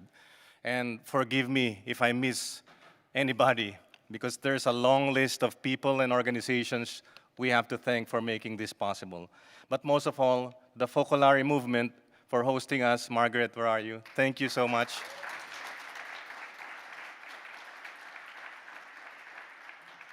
Of course, our partners, the Dicastery for the Promotion of Integral Human Development, the Dicastery for Communications, the Ecclesial Networks Alliance, CEST, Caritas Internationalis, the International Union of Superiors General.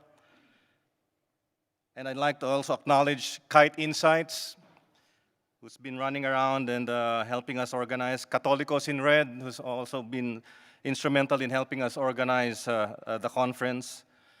I want to thank all of the volunteers who have made our lives so much easier.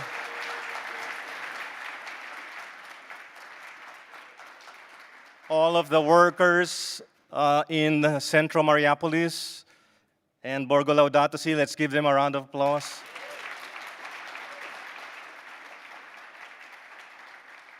And all of the Laudato Si movement staff and secretariat, thank you so much.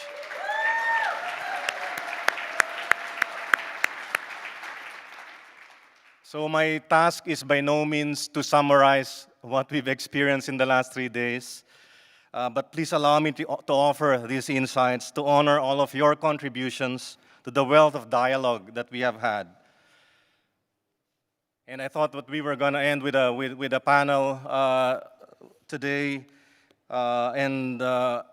you know, that was such an inspiring last panel. I think we should never take for granted that the last does not mean the least. So that was an impressive conversation earlier. But at the beginning of the conference, Pope Leo asked us a question.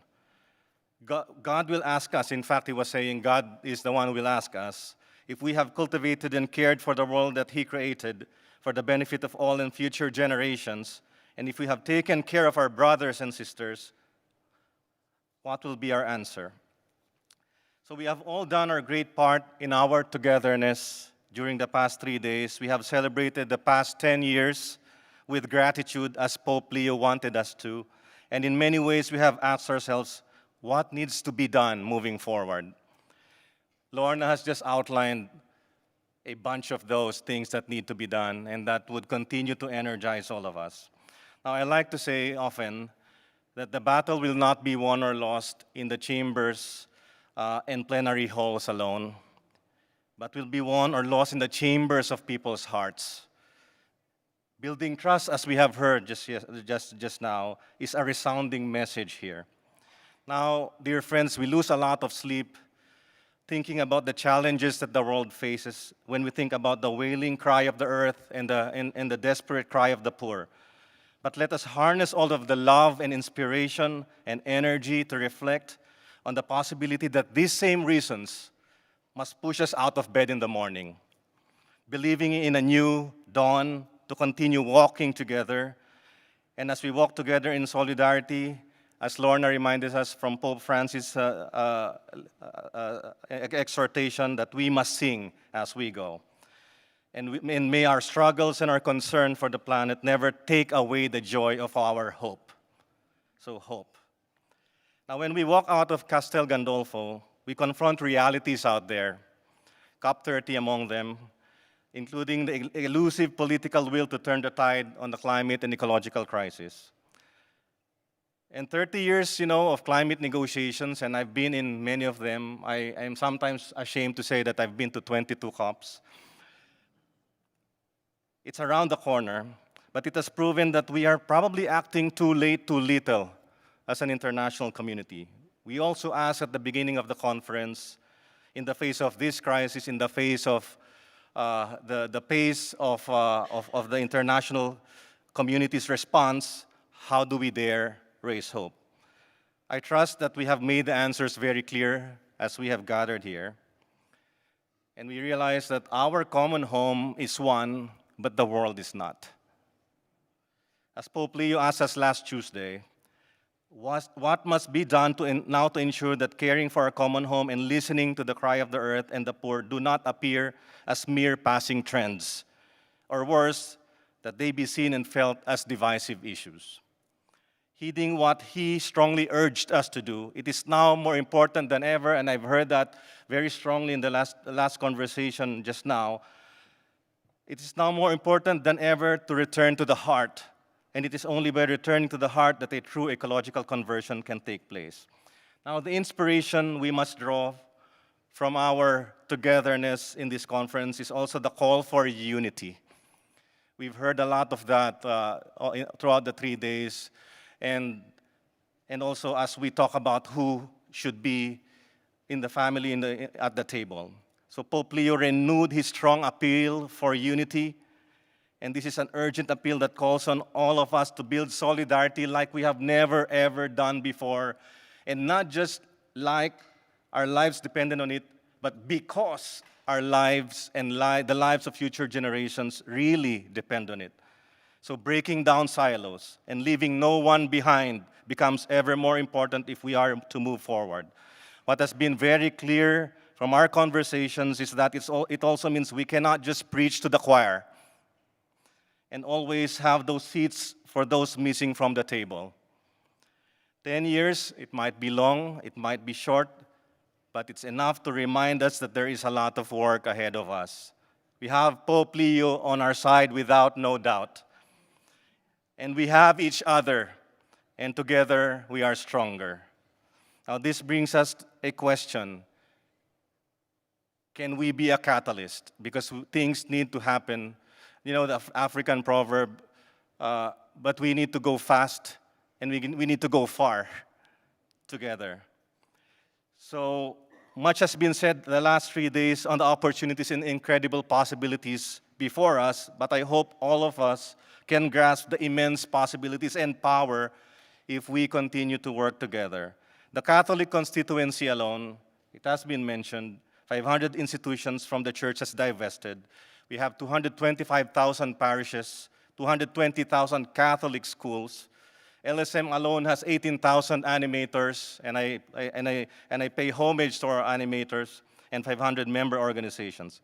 The multi-faith movement is stronger than ever, and we are the testament to that.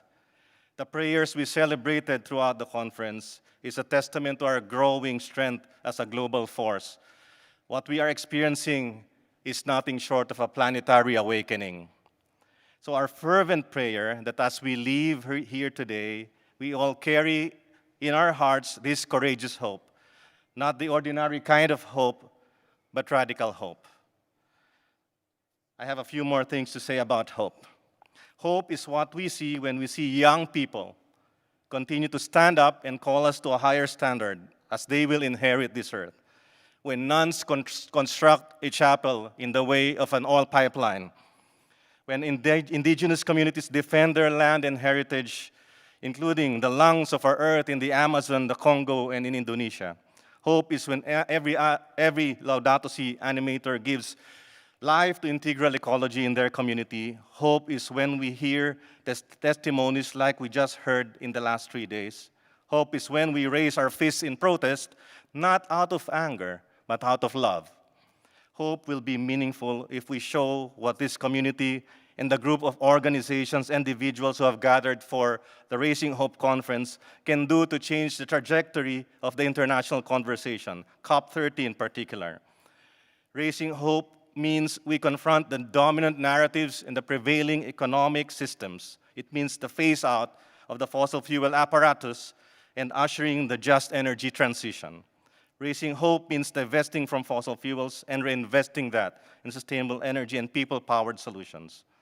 Hope is alive when we see faith communities stand up and speak up, bring Laudato Si to life, mobilize communities, take action, and build the agency which we inherently have and must embrace and rise up with. Hope, my dear friends, means knowing not only what we stand against, but what we stand for. And hope means we open our head, heart, and hands, and may I add, our heels, because we need to be pilgrims, to the mission of changing the world and to pursue the vision of a new future where the whole family sits at the table. So why must we not only raise hope, but also keep doing what we are doing? Because we all believe that, as Pope Francis reminded us, injustice is not invincible. Lastly, hope is the celebration of our diversity and of our unity, of our global mindset and our local actions, our wings and our feet, our heads and our hearts, our collective power and our collective humility, our tears and our laughter, our symphony and our melody, our grass tops, as we call in LSM, and our grassroots, of our collective wisdom and of our collective wonder, of our many languages and of our one voice. So let's go out there and let's raise hope and learn, as Lorna put it earlier, we will win.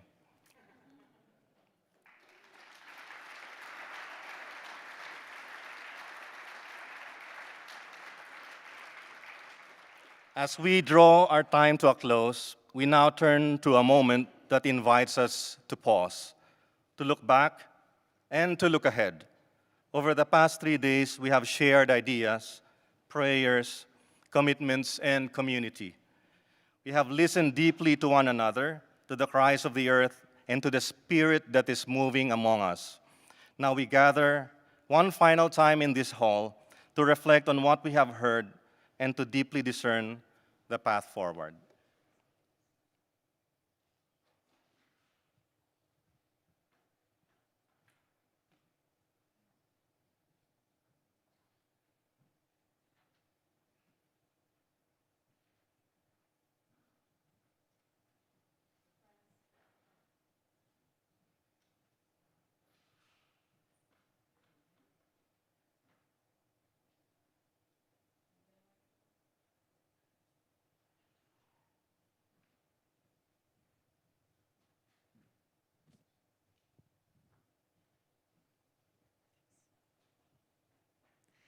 So friends, as our time together comes to a close, we invite you to our final spiritual moment together.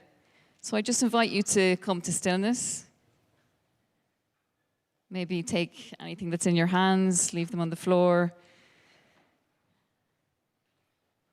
So much has been shared, so much has been said. There's a lot of emotion, there's a lot of feelings. We might feel overwhelmed, we might feel full of joy. Maybe just name for yourself silently how you are at this moment. What is your truth right now? What is your truth right now? And I just invite you to bring your attention to your breath and feel that breath in the body. And you might like to place your hands on your heart and just feel that rising and falling of your chest as you breathe in and breathe out.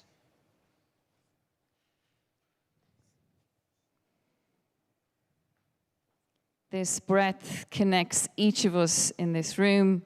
This breath connects the entire Earth community.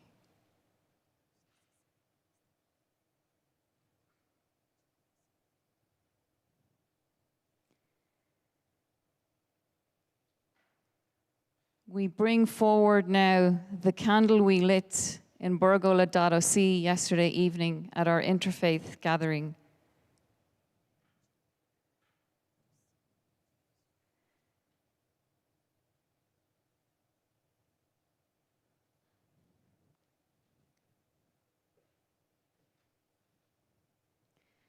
This candle is a reminder of the light we share, that we are one body, one family, one common home.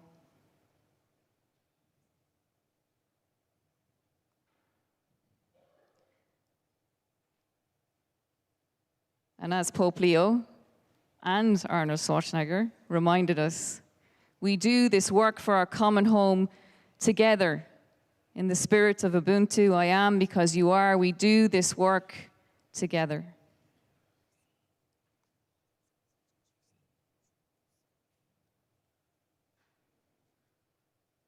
And we turn our gaze towards our river of hope.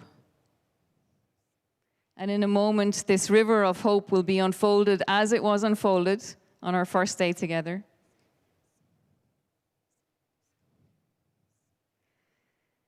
And we hear the song, Our Common Home, by a new heaven and a new earth.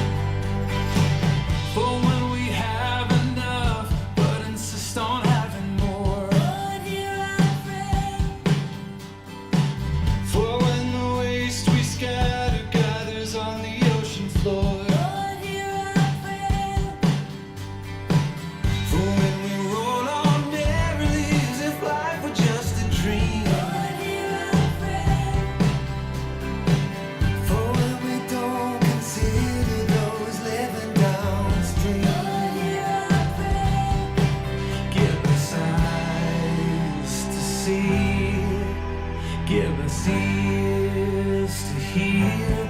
Lord, help us hear the cry of the earth. Sleep awake.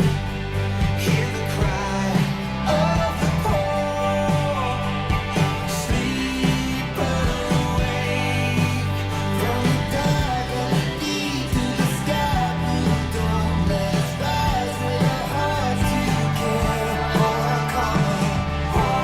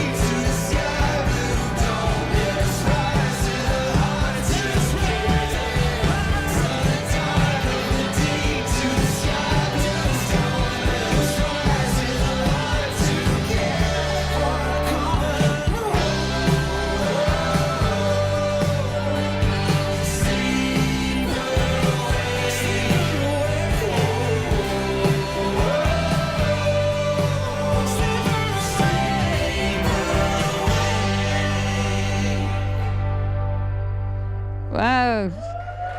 Laudato. Wow. Laudato Si. Let's place the river nice and gently. And we'd like to, where you're standing if you wish, maybe just turn to the person next to you. What is your pledge right now? You may have made your pledge online. Don't worry, it's not a school. If you haven't, it's okay. There's time to do it later. But maybe speak your pledge to the person next to you.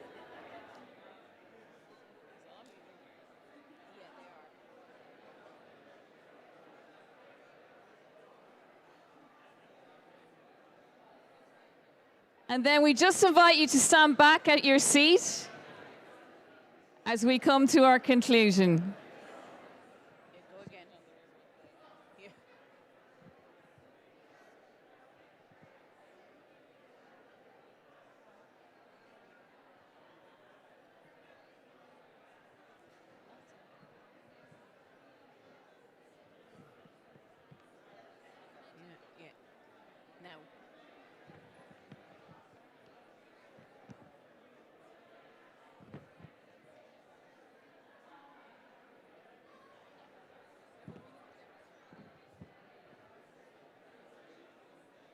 Okay, so we invite you back to your seat just for a moment.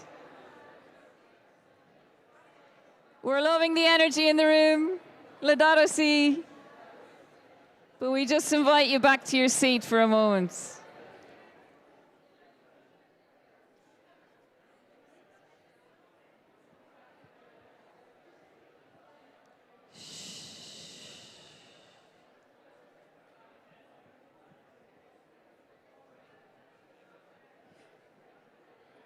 In a moment, can you please go back to your seat for a moment? Can we have you back to your seat, please? In a moment, volunteers are going to bring the water from the ice.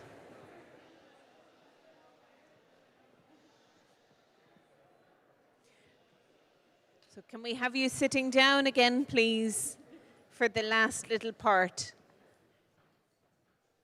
In a moment, volunteers will bring the water from the ice for blessing to your seats. This water came from ice, which was part of Greenland's ancient ice sheet, formed by compacted snow over tens of thousands of years. The geologist Mink Rosing estimates the free-floating ice we have brought is 20,000 years old. Last night we forgot to cover this ice, and it melted significantly overnight. A huge volume of water was produced. As Pope Leo reminded us on Wednesday, there is no room for indifference or resignation. This same water will now be used to bless one another as we depart from this conference. We invite our volunteers to come to every fourth row, and they will pass a bowl of water down the row, and you take a little bit of water and use it to share a blessing with one another.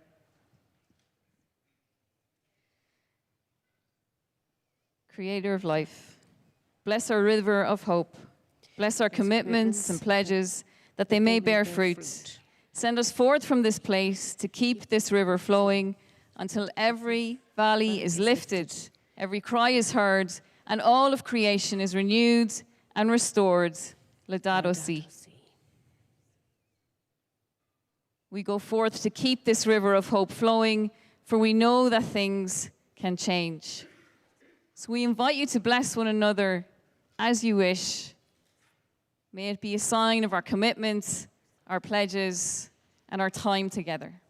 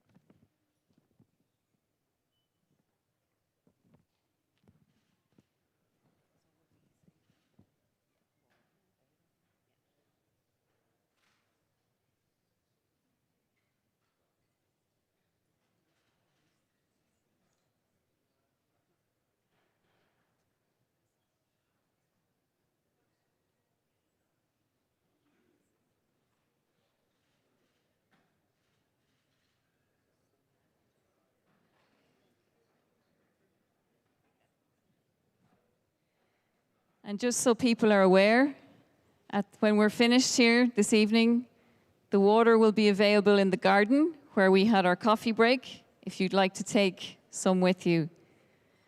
After we finished in the garden where we've had the coffee break, the water from the ice, which was blessed by Pope Leo, will be available so you can take some home from this conference. So as our blessings continue and as we leave this space, will you join with me in singing our refrain, Laudato Si? You won't leave us stranded up here singing alone, will you? Please don't. Let's go together. Laudato Si, mi Signore, con tutte le tue creature.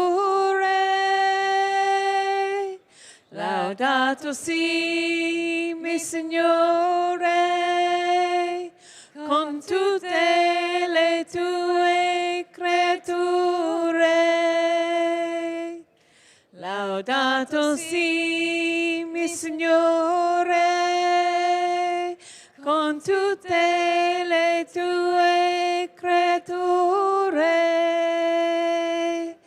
Laudato Si, mi Signore,